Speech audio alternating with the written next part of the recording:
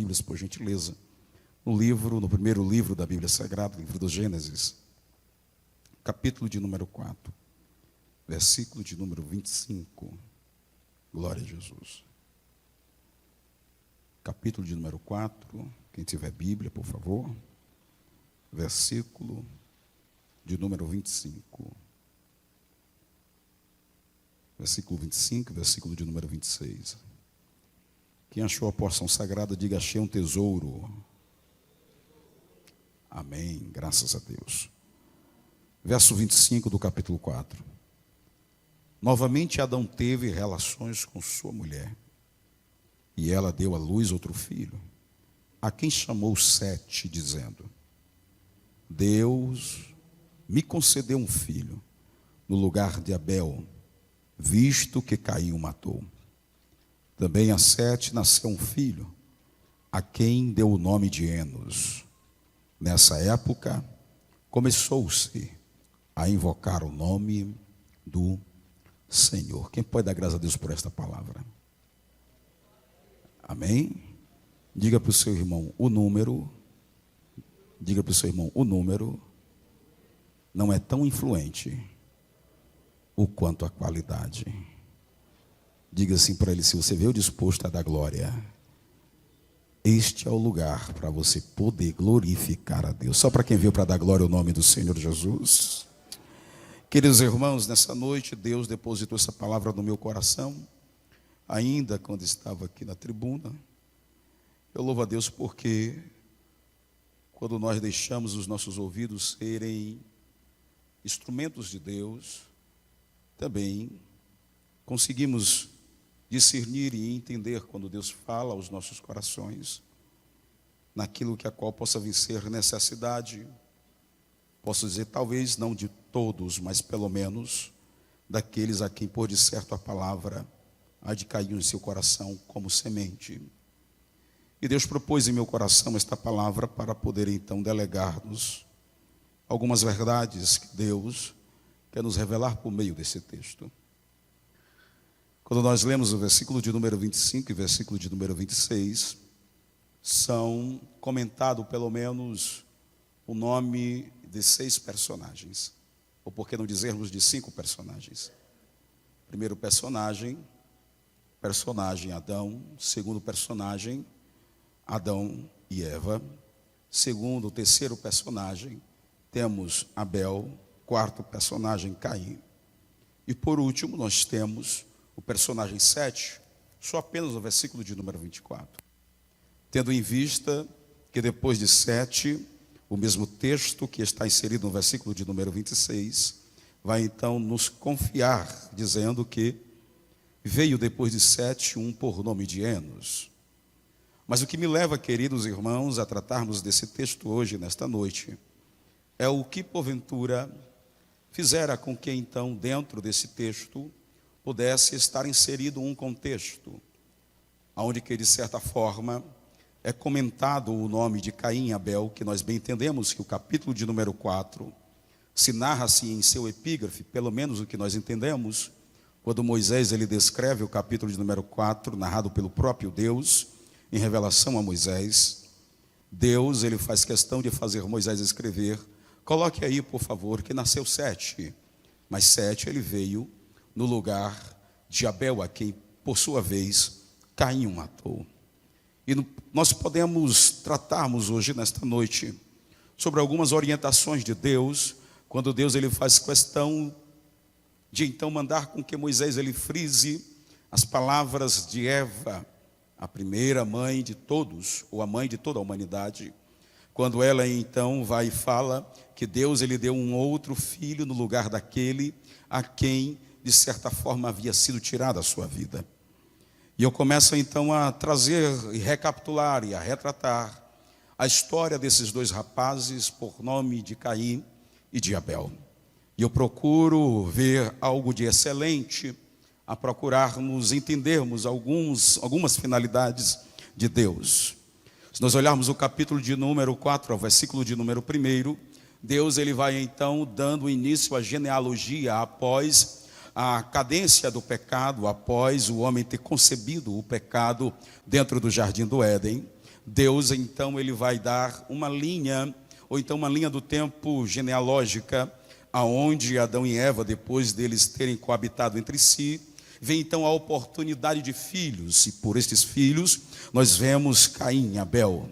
E o que me leva a entender um pouco e a compreender e a ver um pouco do que Deus está querendo então divulgar para Moisés e de Moisés para com os filhos de Israel, era o que ele estava querendo repassar, retratando esta história, aonde dois rapazes haviam convivido em um ambiente que não era o ambiente onde os seus pais haviam iniciado a sua existência. Bem de certo, esses dois rapazes, eles nasceram não no período conhecido como período da inocência. Esses dois rapazes, eles já nasceram no período conhecido como que dispensação da consciência, aonde, segundo aquilo que o homem bem entendesse, ele pudesse então tomar de argumento como juízo para com a sua vida. Quando eu entendo que o homem ele nasceu nesse período pós-pecado ou no período da consciência, e o homem poderia então abrir qualquer tipo de prerrogativa para um juízo que a qual ele pudesse entender que era certo ou que era errado, bem nós entendemos que Adão e Eva tomam uma responsabilidade de chamar os seus dois filhos e de dar uma aula de discipulados para eles. Eles pegam e começam então a contar sobre a origem do tudo. Eles começam a contar do que como tudo enquanto aconteceu até o exato momento aonde eles estavam. Vendo então Caim e Abel, atento cada um deles para a história que a sua mãe juntamente com o seu pai estão contando, eles pegam e dizem: meu filho, eu quero dizer uma coisa para você, nunca vocês vão poder entender aquilo que de fato nós iremos fazer, ou então na verdade realçar ou contar para vocês, sem vocês terem uma real experiência com aquilo que nós tivemos anteriormente. Vocês nunca vão poder entender aquilo que nós vamos falar para vocês, sem antes vocês terem uma experiência daquilo que de certo nós convivemos. Mas queremos lhe contar uma história, e eles começam a contar uma história de um Deus que criou um mundo, Deus que criou os céus, um Deus que criou a terra, de um Deus que fez com que da terra brotasse animais e por sua vez também vegetais. Ele começa então a contar de um Deus que deu a eles e dotou a eles de inteligência bastante intelectual para poder então eles darem nomes aos animais, tanto aquáticos como os que sobrevoavam sobre a terra, como os que também andavam e rastejavam sobre a terra. Eles começam a contar sobre as histórias de um Deus que por sua vez sempre, todos os dias, ao descer, ao cair da tarde, ele vinha conforme os contextos que estão inseridos no livro dos Salmos, descia ele nas asas de um querubim e vinha até o jardim para poder conversar com eles e dialogar diante de tudo aquilo que eles haviam usufruído durante o decorrer de todo o seu dia. Eles começam então a contar uma história para esses rapazes. Eles começam a contar como é que foi que se deu-se nisso tudo. E como eu sei que criança é algo curioso e fica interessado por algumas perguntas que vêm no seu coração, eles logo em seguida pegaram e disseram: papai, mamãe, como é que porventura hoje nós não podemos ter o deleite de tudo isso que vocês tiveram anterior a nós? Por que é que nós estamos do lado de fora? Por que é que nós estamos aqui? Vem então, ele pega e diz: isso aqui é a segunda parte da história.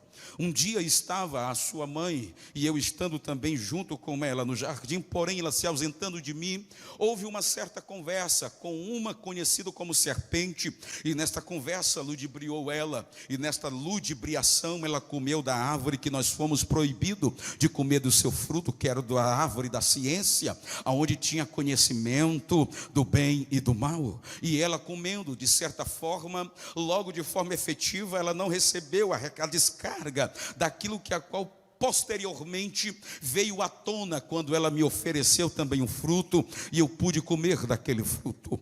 Tendo nós comido daquele fruto, desobedecemos um princípio de Deus, nós tiramos então a obediência que era o princípio de Deus em nossas vidas e andamos agora debaixo da desobediência. E por caráter disso, Deus então olhou para nós no dia que ele desceu lá no jardim do Éden e pegou e disse: olha, a partir de hoje vocês não vão mais residir aqui. A partir de hoje vocês não vão mais morar aqui. A partir de hoje este habitar de delícia, de conforto, de prazer que vocês estão, não vão mais ser mais parte da sua convivência. Eu não vou fazer mais parte também da vossa convivência. Eu não vou estar de forma alguma mais aqui, aleluia, junto com vocês. Porque a partir de hoje eu vou abrir as portas do Éden e vou colocar vocês andarilhos sobre toda a terra. E por conta deste ato de vocês, olhando eles para os seus filhos, eles pegaram e disseram, e Deus ainda nos impetrou juízos esses que a sua mãe teria ela então o seu desejo totalmente voltado para mim, e além desse desejo voltado para mim, aumentaria suas dores de parto. Eu teria que trabalhar e do suor do meu rosto eu teria que comer, e por causa de mim toda a terra se tornaria maldita, e a terra se tornando maldita, o sinal seria abrolhos e cardos. Quando eu vejo Adão e Eva contando essa história para Caim e para Abel, eu vejo automaticamente uma outra interrogação na sua cabeça, e eles perguntam, pois olha, se vocês são culpados de tudo, enquanto que nós poderíamos usufruir, e nós não usufruímos hoje, nós queremos uma oportunidade de poder pelo menos bater na porta deste Deus, que é tão soberano, que é tão grande, que é tão poderoso, que está sobre ele tudo, enquanto que é soberania, presciência, justiça, poder e autoridade. Nós queremos uma oportunidade de poder, por sua vez, pelo menos bater na porta dele, e assim poder dizer para ele, deixa-nos entrar, para poder então usufruirmos daquilo que nós não usufruímos como os nossos pais. Quando eu olho, vendo Caim, isso aqui é a mente de pregador que eu estou na verdade transliterando, ou então fazendo uma parafraseação minha, eu posso ver então Adão e Eva olhando para os seus filhos Caim e Abel, e pega para eles e diz a seguinte palavra: nós não temos mais o mapa do caminho, nós não sabemos mais como voltar, porque segundo nós entendemos, Deus colocou dois anjos diante da porta do Éden, e colocou uma espada flamejante rodeando, passeando ao redor, protegendo todo o ambiente, e nós não temos mais como entrar ali, perdemos o curso, perdemos o caminho, nós não temos mais como retornar. Mas nós vamos fazer uma coisa bem diferente, nós não vamos até a porta, porque nós não sabemos como chegar à porta, nós não vamos de forma alguma direcionarmos a Deus, porque nós não sabemos em que direção está Deus, só sabíamos que Deus descia, e bem de fato nós entendemos, pelo menos numa lógica humana, que se Deus ele descia, ele está em cima, e se Deus está em cima, nós vamos fazer algo para poder ir na direção dele. E veio então Caim e Abel e perguntaram, sim papai, mas o que é que nós vamos fazer? Eles pegaram e disseram, vamos construir um altar. Aleluia, altar este, que quando todavia vocês trouxerem o fruto do trabalho que vocês estão exercendo, aleluia, todos os anos, vão trazer as primícias dos frutos de vocês, e vão colocar diante deste altar, e diante deste altar, vocês vão queimar, e mediante a queima deste sacrifício, vai subir em direção a Deus. Eu quero te perguntar hoje, nesta noite, em nome de Jesus, será que você está disposto hoje a trazer a sua melhor oferta que você tem para poder dar a Deus hoje, nesta noite? Será que você veio disposto a construir um altar diante de Deus, para poder abater lá na porta da eternidade? Nós não sabemos se é para o norte, se é para o sul, se é para o leste, ou então se é para o oeste, porque por horas nós entendemos que estamos embaixo, por hora nós entendemos que estamos em cima, e não temos como na verdade ter a intenção de onde é a direção que Deus está. Mas uma coisa nós sabemos, que o altar significa-se trazer de baixo para cima, o altar significa-se trazer aquilo que é inferior para a parte superior, altar significa-se trazer aquilo que está lá embaixo a ser no alto e elevado.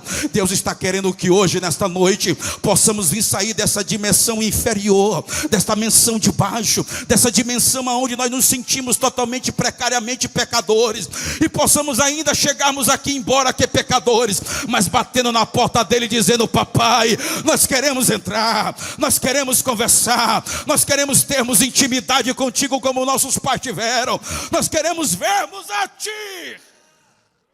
Oh, aleluia. Pergunta para o teu irmão, está disposto a construir um altar para Deus hoje, nesta noite? Pergunta para o teu irmão, está disposto a fazer então um altar para Ele? Porque hoje ele está disposto, porque Ele está aqui em cima. E Ele está dizendo, eu estou esperando você, na verdade, se projetar. Quantos querem se projetar para perto de Deus? Para estar junto de Deus, querendo Deus? Oh, aleluia. De certa forma, quando eu entendo o discipulado de Adão e Eva para Caim e Abel, eles passam a todos os anos a construírem um mesmo altar. E além do mesmo altar, a colocarem a mesma oferta. Porque segundo lhes foram orientados, eles teriam que trazer aquilo que fosse esforço do seu trabalho. Quero pegar um gancho na palavra que o nosso pastor Vitorino Júnior disse sobre a questão do esforço. Eles teriam que todos os anos, ou pelo menos todas as épocas, que fosse o período de então eles ofertarem a Deus, para poder então terem um vislumbre, ou pelo menos um pouco mais do privilégio daquilo que os seus pais tiveram, de estarem diante de Deus. Eles teriam que toda vez erguer um altar a Deus, e além de erguer um altar a Deus, eles teriam que ofertar a mesma oferta. Diga para o seu irmão, toda vez erguer o mesmo altar. Diga para o seu irmão, todavia tem que erguer o mesmo altar e entregar a mesma oferta. Pergunta para o teu irmão, está disposto a erguer o mesmo altar e a colocar a mesma oferta todos os dias? Aleluia. Pergunta para ele se ele está disposto a prestar o mesmo culto todos os dias, a cantar os mesmos louvores todos os dias, a ler a mesma palavra todos os dias, a fazer as mesmas orações todos os dias, a fazer os mesmos apelos todos os dias, a estar na mesma igreja todos os dias. Só faz isso quem tem um propósito, só faz isto quem tem uma causa muito maior, só faz isso quem entende o que é necessidade. E para poder fazer isso tem que se esforçar-se, aleluia. Para fazer isto tem que ter, aleluia, uma esperança, tem que ter um ânimo, tem que ter algo que venha de dentro de si dizendo, não desanima, continua fazendo, não desanima, não foi agora, mas vai daqui a pouco acontecer. Não desanima, a resposta não veio agora, mas daqui a pouco a resposta vai descer. Não desanima, o culto não foi do jeito que tu queria, mas foi porque tu não foi para cultuar. Mas se tu veio para cultuar, aleluia, te esforça mais um pouquinho, porque se a resposta não descer hoje, mas continua cultuando, continua adorando, continua bendizendo, continua exaltando, continua entregando a tua oferta. Só para quem veio entregar a mesma oferta para Deus, levanta a mão e adora aquele que é grande. Aleluia. É difícil, pastor Davi, entregar a mesma oferta todavia. É difícil levantar o mesmo altar todas as vezes. É difícil você ter uma rotina de estar no mesmo lugar. Isso se torna-se algo corriqueiro. É uma mesmice de todos os dias. Parece que eu vejo alguns crentes pegando e dizendo, para que eu vou para o culto hoje? É a mesma coisa. A doxologia é esta. O pastor abre com uma oração, depois tem uns hinos congregacionais, logo em seguida vem a leitura da palavra. De repente apresenta algumas pessoas que estão visitando, logo em seguida vem então os departamentos que começam a louvar. Depois vem então um hino para tirar a oferta, depois apresenta o pregador, ora pelo pregador, o pregador prega, depois do pregador pregar, ele pega, faz aquele rebuliço todo, lá se vem um apelo, depois do apelo algumas pessoas aceitam Jesus, outras se reconciliam. Isso aqui na verdade aparentemente é a doxologia normal daquilo que nós costumeiramente sempre assistimos, e vem então depois no pastor dar alguns avisos, depois de alguns avisos, puxa arranque na orelha dos crentes, depois daquilo dali ele faz aquela oração, e depois a bênção apostólica, e todos nós vamos para casa. Isso parece ser algo comumente, isso parece ser algo corriqueiro, mas eu louvo a Deus pelo algo corriqueiro, porque neste algo corriqueiro algo diferente vai acontecer. Aleluia. Se você veio hoje para um culto corriqueiro, teve pessoas que vieram hoje para o culto para adorar. Se você veio hoje simplesmente para um culto de quinta-feira, veio gente hoje para poder querer se encontrar com Deus, para ver Deus, para estar com Deus, para abraçar a Deus. Oh, aleluia. E às vezes nós nos perguntamos, o que foi que porventura fez com que no coração de Caim tivesse então uma tão má intenção de tirar a existência do seu irmão Abel? Segundo nós vemos retratado no livro de aos Hebreus, capítulo de número 11, quando começa assim então ser dito na galeria dos heróis da fé, e dentre os heróis da fé vem então citando, aleluia, o escritor do livro de aos Hebreus, o nome de Abel, que a qual ofereceu o melhor sacrifício sacrifício a Deus, e Deus deu testemunho de seus dons a todos, eu fico, na verdade, alegre, eu fico maravilhado com Deus.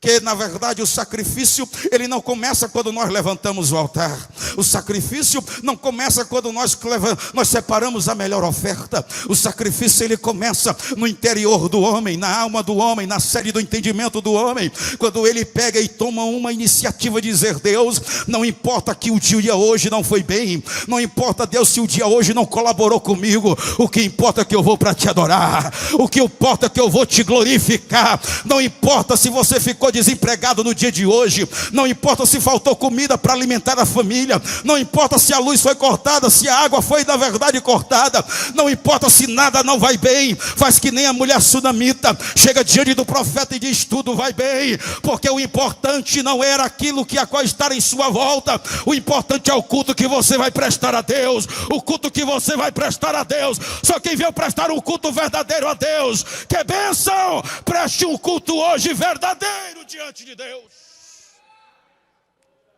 Aleluia. O único diferencial de Caim e Abel é porque dentro do contexto de vida de todos os dois, alguém se cansou de fazer e erguer o mesmo altar. Alguém se cansou de ofertar a mesma oferta. Alguém se cansou de fazer as mesmas citações de orações. Alguém se cansou de fazer a mesma coisa no seu período, no seu devido tempo. Olha para o teu irmão e diga assim para ele: não te cansa, te esforça, continua mais um pouquinho. Aleluia. Diz para o teu irmão: não te cansa, ainda existe muitos dias para poder continuarmos a caminhar. A resposta de Deus vai vir. Ele está olhando para o intento do teu coração. Vai vir resposta de Deus para a tua alma. Oh, aleluia. É por isso que dentro desse contexto nós gostamos e frisamos no que diz respeito sobre a excelência do sacrifício de Abel. Porque o sacrifício de Abel não era algo corriqueiro. O sacrifício de Abel não era simplesmente um culto. O sacrifício de Abel havia um propósito: eu quero conhecer Deus. Glória a Jesus. O sacrifício de Abel tinha esse propósito: eu quero conhecer Deus. Eu quero ver quem é esse Deus. Estamos vivendo em uma geração que as pessoas estão fadadas a um fracasso religioso, porque simplesmente estão cansadas de prestarem culto a Deus. Estamos vivendo em um tempo de um evangelho, onde as pessoas estão muito mal acostumadas, como que se fossem meninos mimados, por ter sempre uma comida pronta e preparada, está sempre posta na mesa, e como que se não fosse, como se não bastasse mais nada mais, dizem sentirem Deus, mas Deus está longe de seu coração, porque eles não conseguem mais ofertar um culto dizendo para Deus: Deus, eu quero a tua presença. Oh, aleluia, glória a Jesus. Quantos de vocês vieram aqui para poder sentir a presença de Deus nessa noite? Quantos de vocês sim, chegaram aqui dizendo: Deus, eu quero ser um vitorioso hoje aqui nesta noite?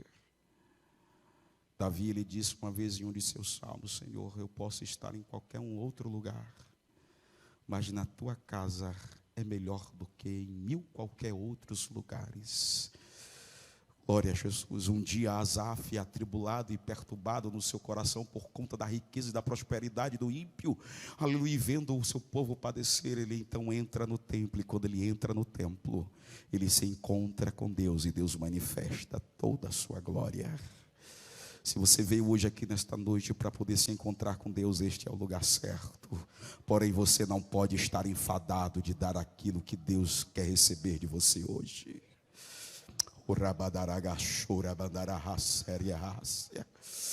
Deus está querendo corações contritos, almas aquebrantadas.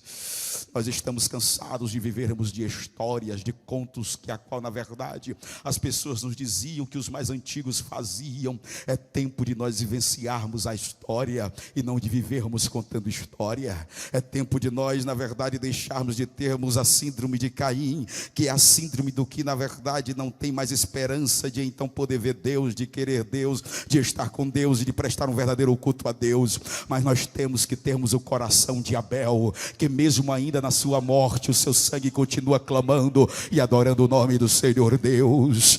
Deus está querendo ainda levantar uma geração que não esteja disposto ao superficial. Deus está querendo levantar uma geração que esteja disposto àquilo que é extra, aleluia, material, para levar você a uma dimensão espiritual, a se encontrar com Ele, abraçar a Ele e estar com Ele. Se você é essa geração, adore a Ele nessa noite em nome de Jesus Cristo. Oh, aleluia. A geração de Abel é uma geração que mesmo na morte, Deus ele faz questão de dar testemunho dela.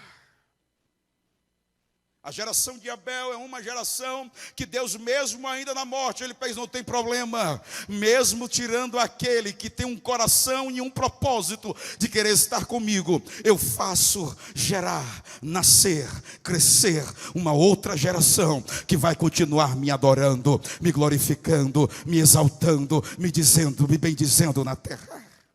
Deus ele é tão na verdade especialista nisto, que ao curso do tempo, Deus fez com que por mais uma vez Adão e Eva coabitassem entre si. E neste coabitar nasceu agora um cabra macho, como diz o bom cearense, aleluia, nordestino. Veio então outro cabra macho e ela pegou e olhou para aquele menino e disse: nós vamos colocar o nome deste rapazinho agora de Sete. Mas por que de Sete? Porque este veio no lugar de Abel. Mas sim, mas por que Sete? Porque esse daqui é a plenitude de Deus para mim. Ele veio no tempo certo. Ele veio no tempo que a qual eu precisava. Ele veio para poder completar a lacuna daquilo que estava faltando. Deus está mandando eu profetizar para você hoje, nesta noite. Levanta a tua mão em nome de Jesus Cristo. Deus ele vai mandar, aleluia. Deus ele vai gerar. Deus ele vai fazer nascer aquilo que a qual na verdade possa vir preencher as lacunas da tua alma. E tu vai dizer: este é o tempo da plenitude, da plenitude, da plenitude, da plenitude, da plenitude de Deus para a minha vida. Oh, aleluia. Você vai poder levantar a sua voz e vai dizer para Deus: Deus, eu te dou graça, Deus, eu te exalto, Deus, eu te glorifico, porque por mais uma vez tu olhou para mim, se apiedou-se de mim, a tua misericórdia me cobriu e pôde me dar então mais uma vez uma dádiva. Deus está mandando eu falar para pessoas aqui nesta noite: Deus ele vai abrir uma porta para você, Deus ele vai abrir, aleluia, uma oportunidade para você. E quando esta oportunidade chegar na tua vida, você vai poder sentir a real presença dele, porque aonde ele vai dizer: ei, hoje eu te completo, você estava incompleto até hoje, mas hoje eu completo, hoje eu completo a tua vida. Oh, aleluia, glória a Jesus.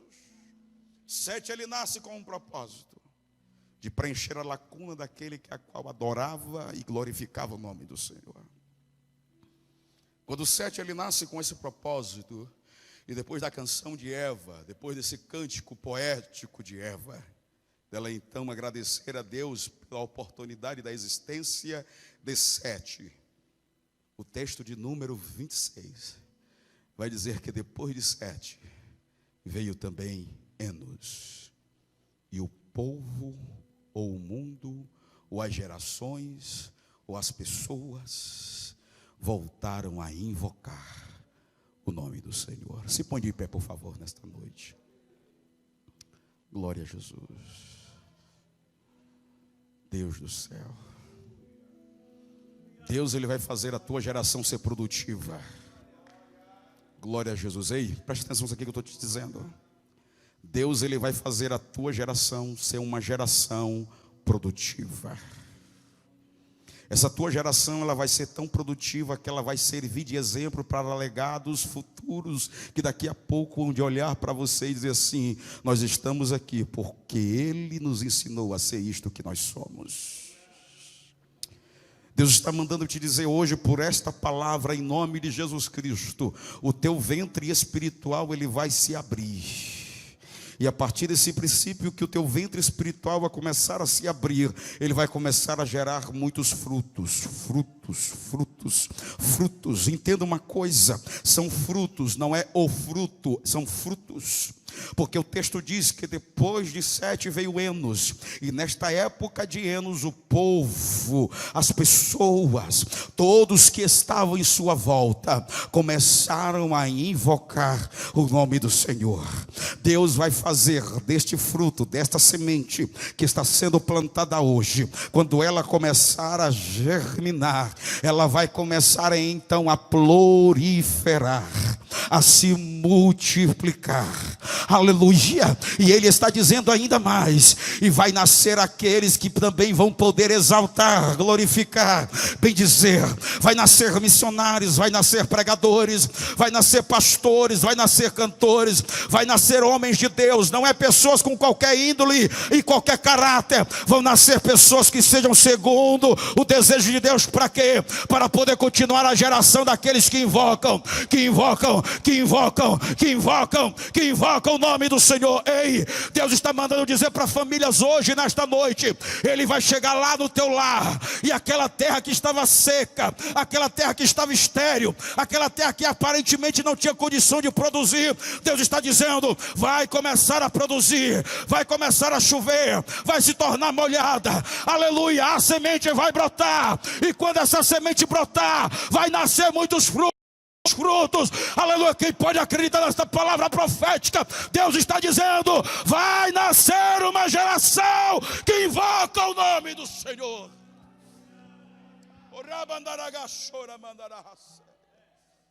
Pega na mão do teu irmão, por favor, em nome de Jesus, que eu quero entregar o microfone na mão do pastor. Você vai ser uma corrente, você vai ser uma extensão da bênção de Deus para essa pessoa. Glória a Jesus. E eu quero que você diga para o irmão que está do seu lado, pegando na mão dele, não precisa nem olhar para ele, só pegando na mão dele mesmo.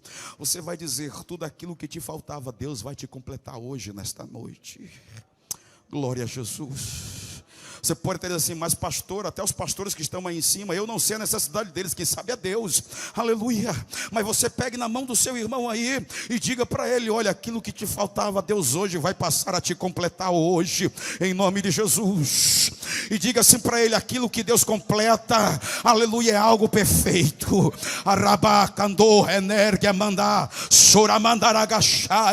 Deus está mandando eu te dizer hoje, nesta noite, aquilo que Deus completa, Deus ele completa de forma perfeita. Não fica simplesmente para poder servir de pavão ou então de manequim de vitrine. Deus ele vai fazer se completar para produzir.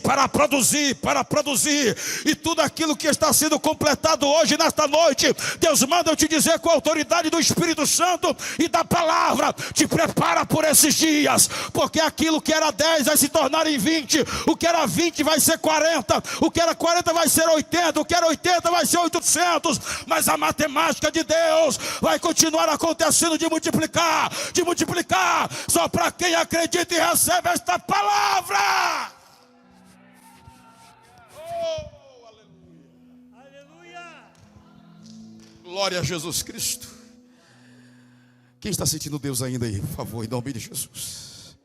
Então olha para o teu irmão e diga assim para ele, Deus hoje está completando tudo. Porque hoje tem salvação também na tua vida. Hoje tem salvação na tua casa. Hoje tem salvação na tua história. E hoje eu quero saber nesta noite se tem alguém que está longe, distanciado, afastado, que está um pouco longe do aprisco. Hoje Deus ele está dizendo para você, ei, eu estou te abrindo a porta. Estou te dando a direção para você poder retornar para mim hoje, nessa noite. Cadê você em nome de Jesus que hoje queira se fazer uma reconciliação com Jesus? Eu não gosto de usar a palavra desviado e nem tampouco aceitar Jesus. Porque a palavra desviado para mim está o diabo. Glória a Jesus. Esse daí não quer negócio de jeito nenhum mais com o céu, porque ele já sabe a sentença dele. E nem tampouco aceitar Jesus, porque não, na verdade não somos nós que aceitamos, é ele quem nos aceita. De fato, nós confessamos. O confessar é um ato de relacionamento. É como que um marido, como um noivo e uma noiva, quando estão diante do altar, e o pastor ou então o sacerdote pergunta para aquele casal, ao ponto de confessar cada um deles, dizendo com uma palavra sim, no que diz respeito ao seu amor no casamento. Hoje Deus está querendo que você faça novamente reatar a aliança do casamento contigo e Ele. Venha aqui em nome de Jesus. Glória a Jesus. Está confessando Jesus? Está confessando Jesus, que maravilha. Uma vida para Jesus Cristo, queridos. Cadê a igreja que fica alegre por uma alma que se arrepende? Glória a Jesus. Cadê a segunda pessoa que quer tornar para Jesus, que quer voltar para Jesus, que quer vir hoje fazer um reatar com Deus, uma reconciliação com o Senhor? Saia da onde você está. Hoje aqui existe altar para você poder erguer e dizer para Deus: Deus, eu quero sair daqui dessa dimensão inferior e quero estar na dimensão superior contigo, junto contigo, conviver contigo, andar contigo. Cadê você em nome de Jesus? Sai do lugar onde você está. Vinha fazer uma confissão com Cristo. Vinha dizer um sim para Jesus. Vinha dar um não para o mundo e dar um sim para Jesus Cristo. Cadê você? Sai do lugar onde você está nesta noite. Existe uma porta de oportunidade hoje aberta. Foi fechada esta porta no jardim pelo próprio Deus. Mas o próprio Deus, Ele fez questão também de abrir esta porta no jardim. Essa porta foi fechada por Deus lá no jardim do Éden, como diz o texto do livro do Gênesis. Mas lá no chamado local Caveira, onde próximo havia um jardim, e no jardim o sepulcro de um rico, aonde ele prestara a sepultura para Jesus Cristo. Diz-nos o texto que aquele que é santo ressurgiu de entre os mortos, mas que quando Maria Madalena procurou por ele, procurou no jardim, e no jardim ele manifestou a vida, abrindo mais uma vez a porta da graça, dizendo: venha, todos vós que estáis cansados e sobrecarregados, porque Ele vai lhes aliviar. Cadê você nesta noite? Venha, venha, venha em nome de Jesus. Está aqui a segunda pessoa para Jesus Cristo. Está aqui a segunda pessoa para Jesus Cristo. Se é para Jesus, dá uma salva de palmas mais forte, em nome de Jesus Cristo. Glória a Deus. O importante não é a quantidade, é a qualidade do culto, meu pastor, né? Já existem duas pessoas aqui na frente. E segundo a matemática de Deus, uma só já vale pelo mundo inteiro. Então você vale por mais de 7 bilhões de pessoas. Você está no dobro. 14 bilhões de pessoas. Eu vejo 14 bilhões de pessoas em duas pessoas aqui. Aleluia. Hoje o céu está em festa. Porque não só um pecador, mas 2 pecadores se arrependem. Cadê você, o terceiro, para poder vir até aqui à frente e dizer: pastor, hoje eu quero retornar. Eu estou tal como o filho pródigo. Sabe qual é a história do filho pródigo? Comer bolotas de porcos para lhe acelerar a sua morte. Porque isto era o que iria acontecer com ele se ele comesse as bolotas dos porcos. Mas quando ele viu as bolotas dos porcos que ele desejou, ele pegou e disse: eu vou acelerar a minha morte? Não, na casa de meu pai. Aleluia, glória a Jesus. Existem jornaleiros que têm comida do bom e do melhor. Tem uma cama quentinha para poder se deitar. Tem uma vestimenta limpa para poder se vestir. E existe um Senhor que é amável com eles. Oh, eu me levantarei aqui do meu pecado, da minha mancha, da minha transgressão. Aleluia, porque eu pequei contra Deus, eu pequei contra os céus e pequei contra o meu Pai. Não sou digno nem tampouco ser chamado de filho dele, mas eu vou até lá em busca de perdão. Cadê você que tem coragem de se levantar da onde está e vir tal como filho pródigo? Porque Deus está dizendo: você não vai comer dessas bolotas, porque essas bolotas te aceleram a tua morte para poder estar mais longe de mim. Mas eu estou dizendo, estou te dando uma porta de oportunidade. O teu entendimento está sendo hoje, em nome de Jesus, atacado e confrontado por Deus, para com que você diga: hoje eu quero me encontrar com o meu Pai.